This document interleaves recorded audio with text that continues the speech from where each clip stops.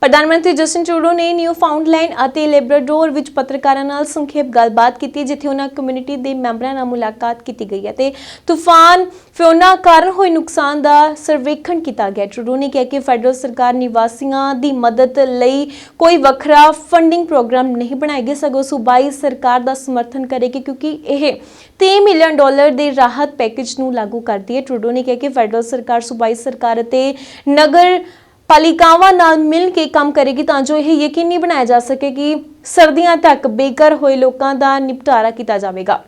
Important for me to come here to Newfoundland to see the level of devastation, but also to be reminded of the strength of Newfoundlanders. What we're seeing, even as people have lost so much, as the damage is worse than any pictures could do credit to. We see community and the strength of community coming together time and time again.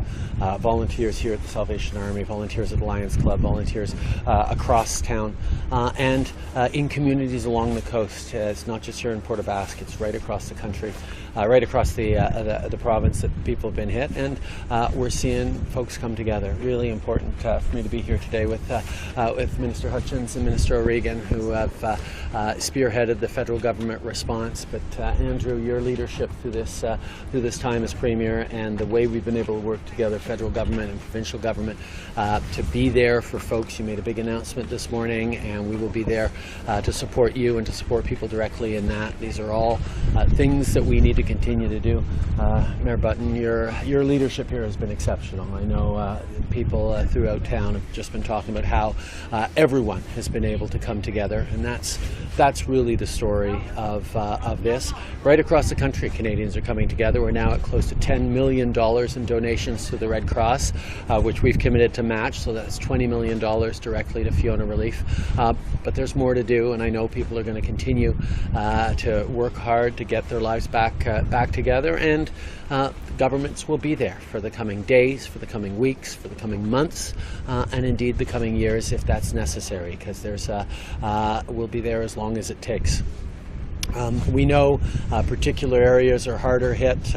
When I was down at Cape Breton and Prince Edward Island, there was a lot of concern around agriculture. I can tell you that our agriculture department is reaching out to farmers across the Atlantic to make sure that they know that we're there supporting them. The same thing with fishers. I know fishing communities have been very, very hard hit.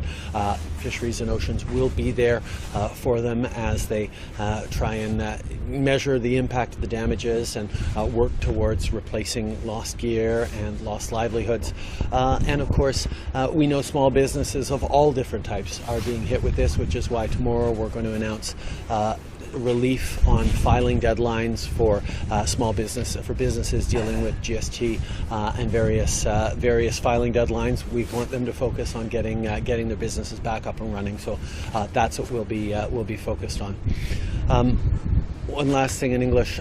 This morning I spoke with President Zelensky and emphasized that Canada will never recognize the phony referendums that Vladimir Putin put forward in eastern Ukraine.